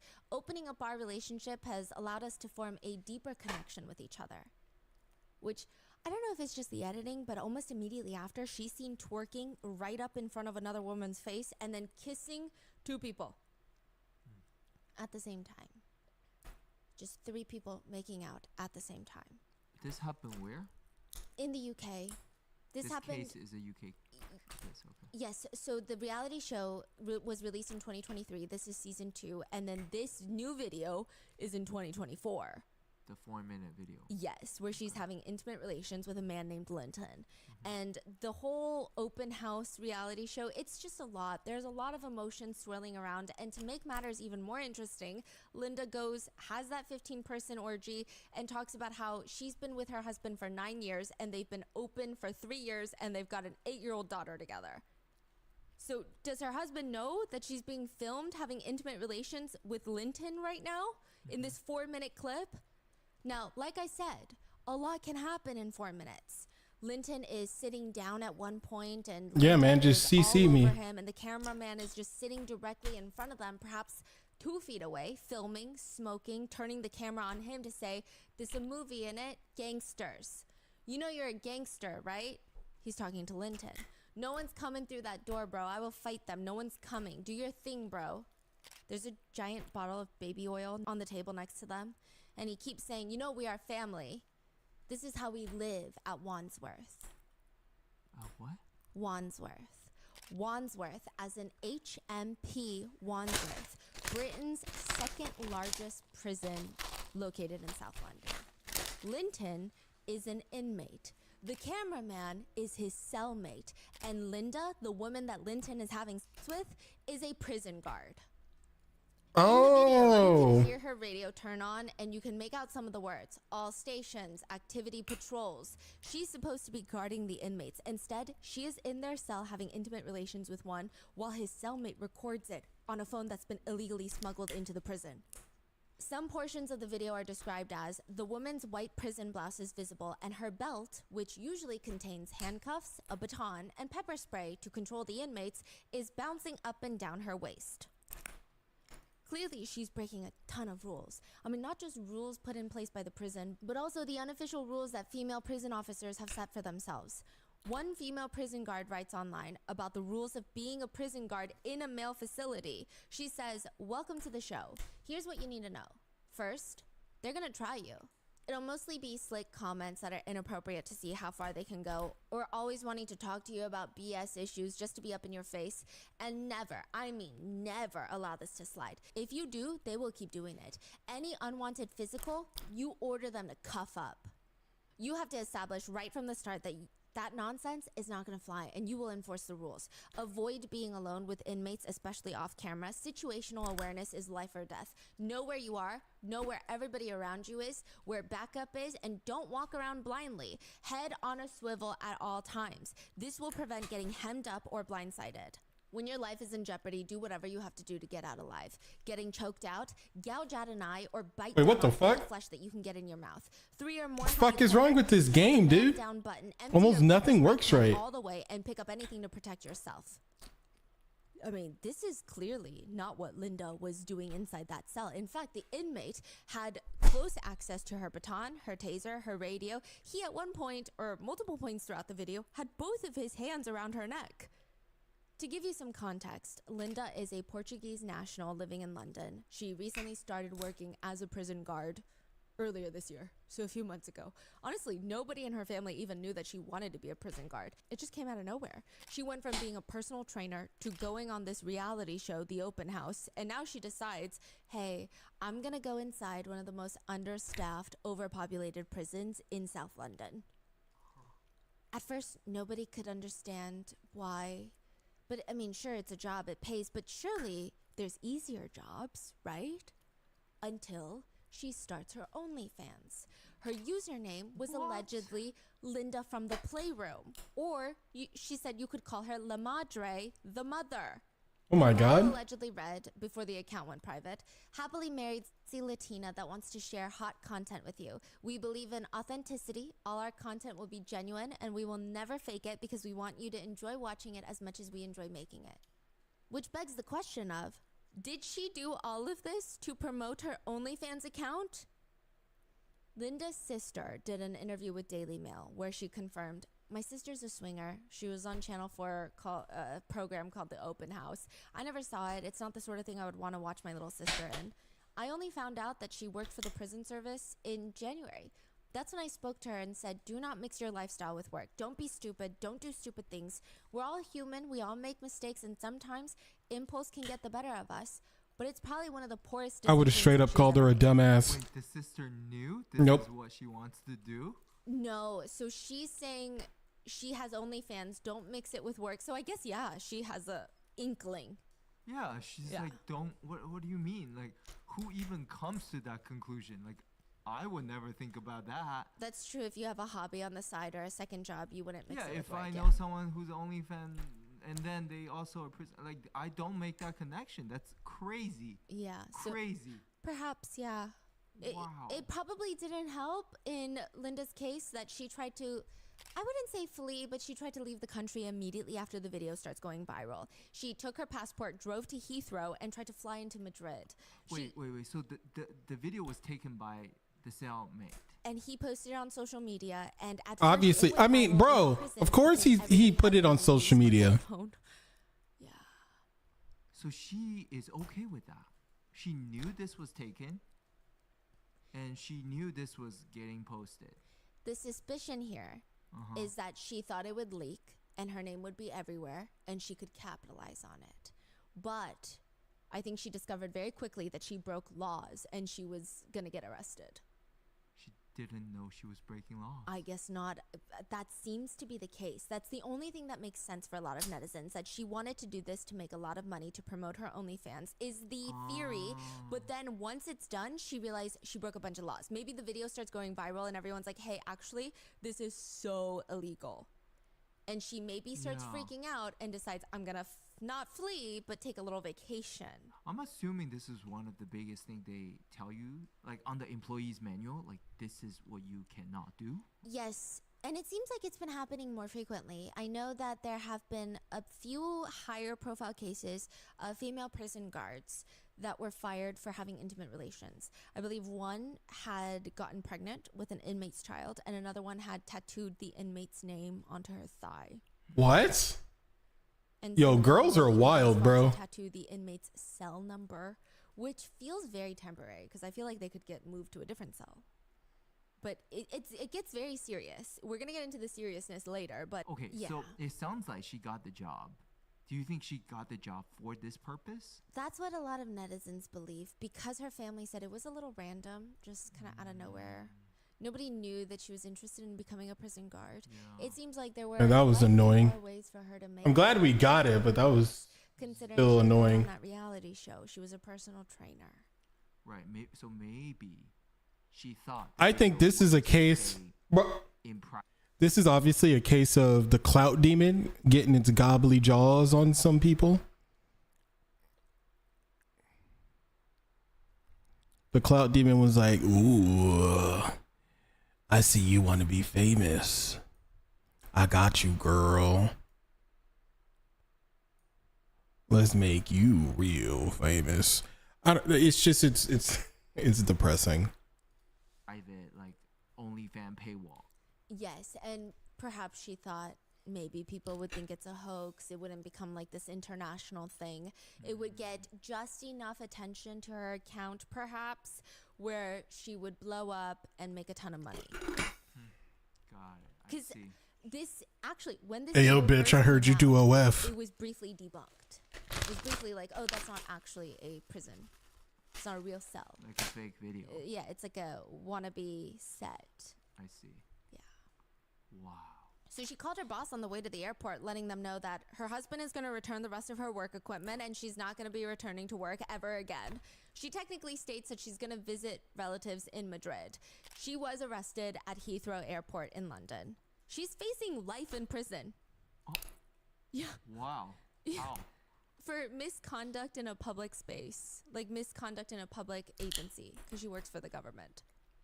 Wait, she may get life in prison? It's highly doubted. She'll get Bro. life in prison, but I think that Why she do they just got has Luna's no ass specific out? charge Look at for the this. specific crime that she Like, look at what they're So doing. this is the overall charge that it could fit into. It's it is a That little annoying. max is life in prison, but I highly doubt she's gonna get max in prison. Other female guards that have been found having intimate relations with inmates, they did maybe like 4 years on average. She might get more because she filmed it. Yeah, but she is out on bail, but she came onto Instagram to post. Hello once again, Instagram. I hope you can appreciate this is going to be a very awkward and uncomfortable conversation for me to have. I just thought I really needed to come on here and clarify a few things. First thing being, there have been a lot, and I mean a lot, a tremendous amount of fake profiles of me that have been monetizing off of my misfortune and scandal that the entire world has somehow managed to be involved in. I have not monetized one fucking bit at all. This is my only social media platform, and I only just activated it again. So if you come across fake profiles of me asking for money, please don't fall for it. There have been a lot of fake GoFundMes and a lot of fake OF accounts that are not me. I do apologize if you have fallen from it. From the bottom of my heart, I apologize. I really want to clarify that this is my only social media account, and I just came back on. On the topic of impersonation, I thought it'd be very important for me to address this very distasteful subject of OnlyFans creators impersonating me. So after this video went viral, a lot of OF creators started doing prison videos, but not actually in prison, like on sets. Some of them would look like Linda or try to dress like Linda and act like that was Linda's full unreleased. Wow, okay. Yeah, she said pretending to Bro, that's nothing. Have you seen the people that impersonate other celebrities? It's really sad. be me and recreating the scenario of said scandal which I am involved in. Very, very distasteful for you to monetize or advertise yourself as me for OF content. It does interfere with my trial, but furthermore, it is incredibly, incredibly distasteful. Please, if you are an OF creator, refrain from tagging said prison. We all know the name of the prison. Please refrain from tagging HMP Wandsworth on your stupid videos. There are other jails in the world. You don't have to pretend to be me. It is very distasteful. The fact that she's calling people out for distasteful activity. Yeah, this is crazy. Like, she Yeah. feels like tag someone, don't copy my idea. Yes, and so that's why a lot of people think that she did this for the purpose of promoting her OnlyFans, because she seems very upset that other Yes. people are monetizing and she wasn't able to, because at this point she's knee deep in legal troubles that there's no way she can monetize. Yeah. She Right. says, and lastly, I wanted to tell you that all of you do not know my side of the story. The media has a great way of getting the narrative, twisting it for their benefit. The media love any story to be salacious and sensational. They sensationalize everything. You don't know my side of the story, and we will leave it at that for now. I think other OnlyFans creators making money by acting to be you is probably the least of your concern at this point Yeah. when you're facing life in prison. Like, who cares? And this is what most of her rant is about. So she's like, we will leave it at that for now. But then she comes back with another Instagram story. And she says, whilst I'm here, this also has to be addressed. Whilst I'm here, you don't know who has you. You don't know who are your friends until shit hits the fan. Honest to God, family, friends, you need to pick them very carefully. Very, very carefully. There have been people going behind my back. The media have been following me everywhere. Where's the quarantine I can't go zone? anywhere without being paparazzi'd. It's very annoying, and a lot of the time it's people who you thought had your back and they just don't, and that's been really heartbreaking on top of all of this, on top of everything. So that's just advice for everybody to pick very carefully who you have around you.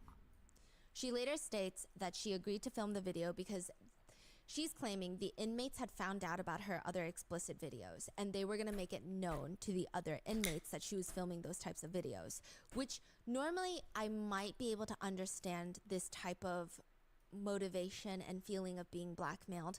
There have been reports from other prison guards, female prison guards specifically, that if you give any bit of personal information or if inmates find out about it, they will try to hold it over you. They will try to hold it over you to get sexual favors, to get you to smuggle in phones, drugs, whatever it may be.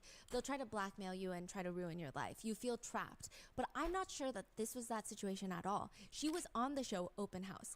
I'm pretty sure her OnlyFans was pretty public. I think everyone knew what she was doing in her free time. If the inmates find out, I don't think it's some crazy secret she needs to keep. I don't know how that interferes with her job, because what are they going to do? I'm going to tell your husband? She was on the show with her husband. I'm going to ruin your life and tell everybody? What do you mean? Yeah.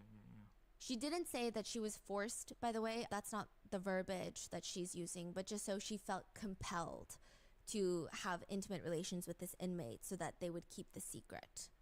Her other argument is that she was generally just having a hard time at work and her marriage was not going well. She has pled guilty to misconduct in public office.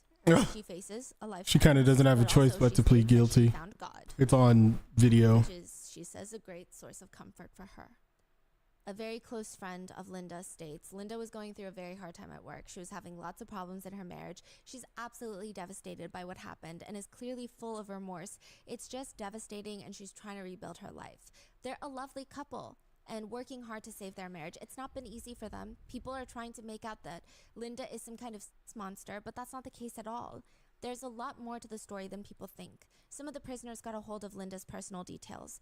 They knew her address, her husband's name, and she had an OnlyFans account. She was put under a lot of pressure, and there was a lot of coercion involved. It wasn't hard for the other prisoners to get a hold of Linda's personal details and everything, and she's just a very kind and caring person who made a terrible, terrible mistake. We all get things wrong in life, and people shouldn't be so quick to judge her. Which is... I do agree, though. I see a lot of comments like, if this were a man in Linda's shoes, this would be the most unhinged statement. So I think it should apply in this case as well.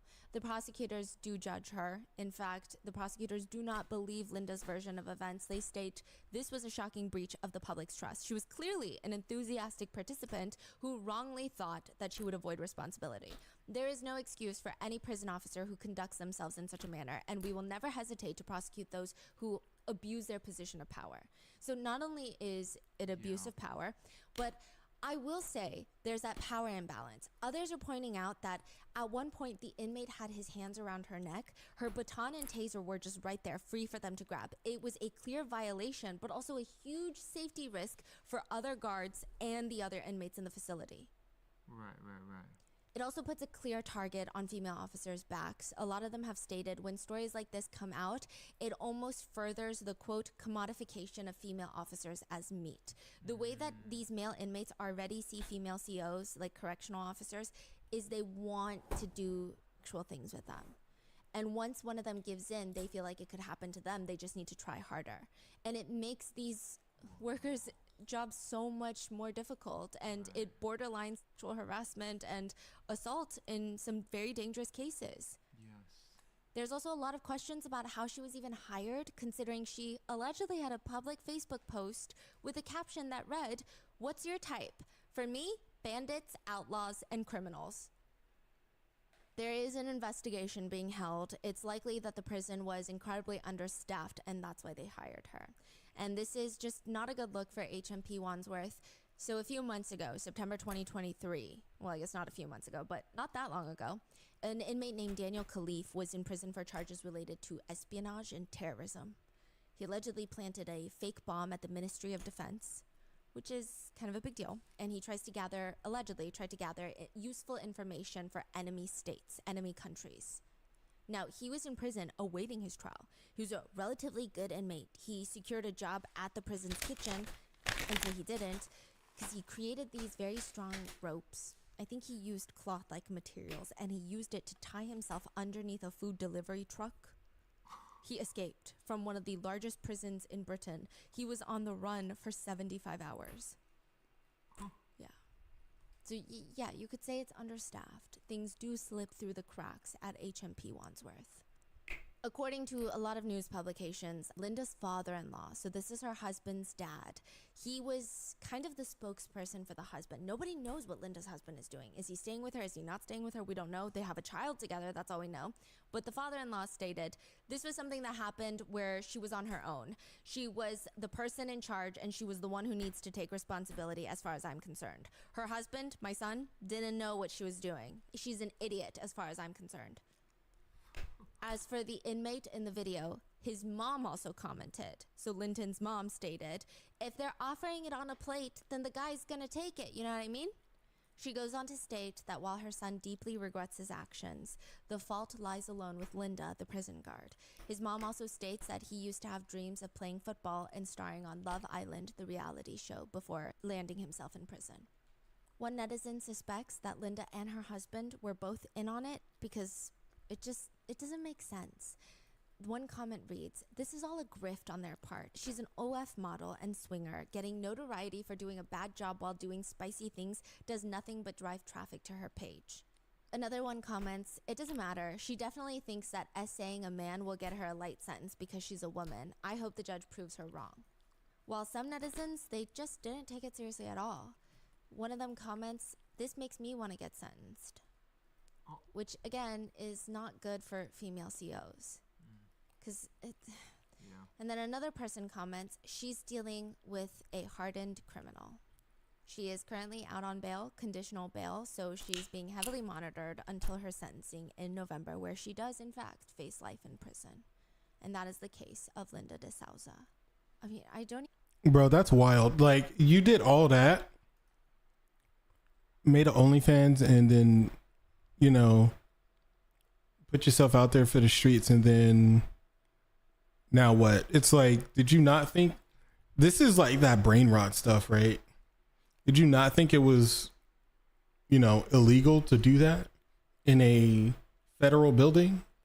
Is prison considered federal? Maybe. It's like definitely government building, obviously, but it's just so wild to me. Or the amount of thought process that doesn't go into people's brains, it's always like surprise to me. 100%. It's always something.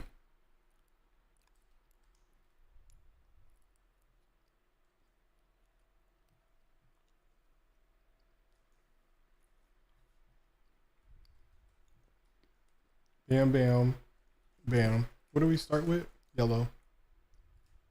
I'm already about to die. And to be honest, I really don't use this chick like that. Can I get hit while I'm in this? Yes, I can. Good to know. I don't be using Valby like that.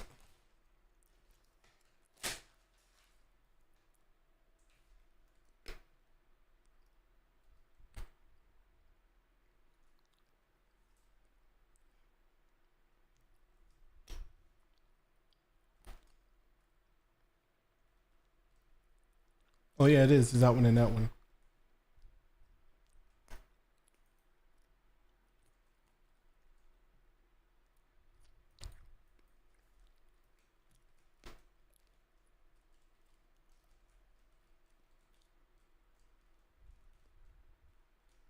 If I complete this with Valby, I will surprise myself.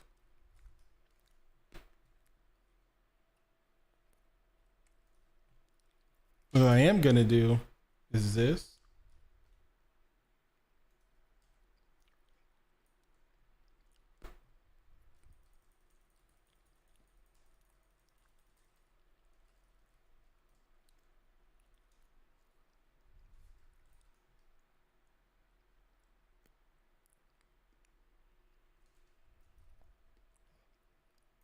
I have to kill that guy?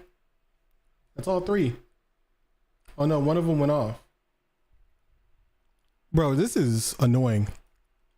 Move, move.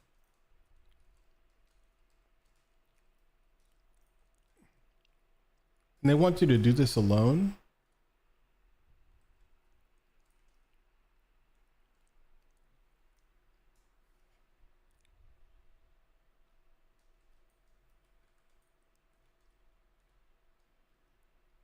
And then another. Bro, he just walked in front of me and I couldn't even move. No, I'm not doing this.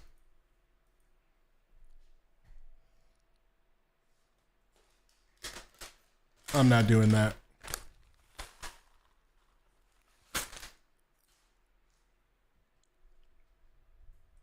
It's not happening.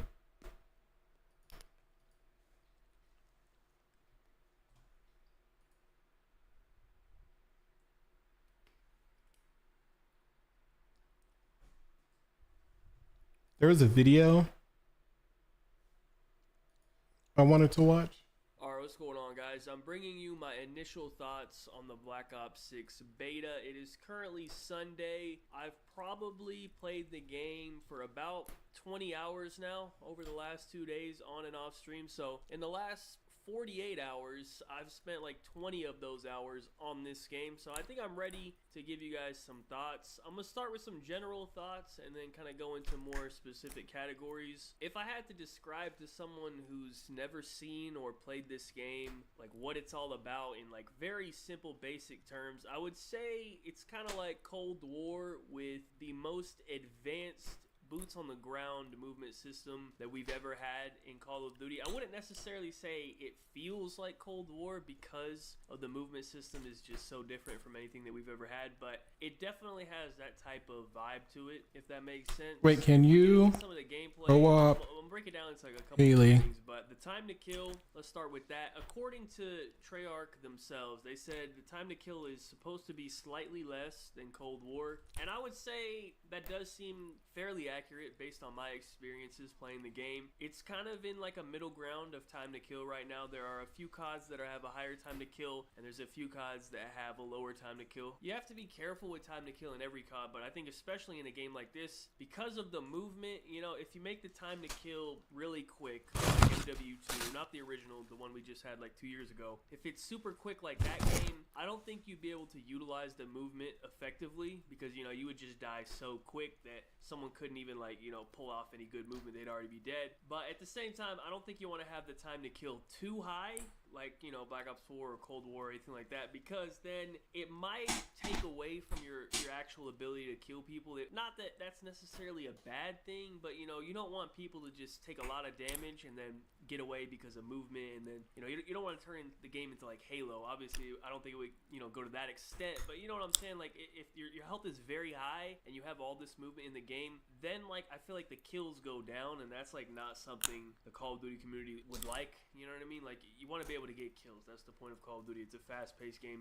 You get a lot of kills. So I'm okay with the time to kill being kind of where it is. It is a little bit inconsistent, I would say, from time to time. Maybe that's just a beta thing. I think the servers are very bad in the beta. That's of course a beta thing. I'm not gonna really try to criticize like beta things. You know what I mean? I'm trying to really just talk about the actual game itself. You know what? Also, something to consider.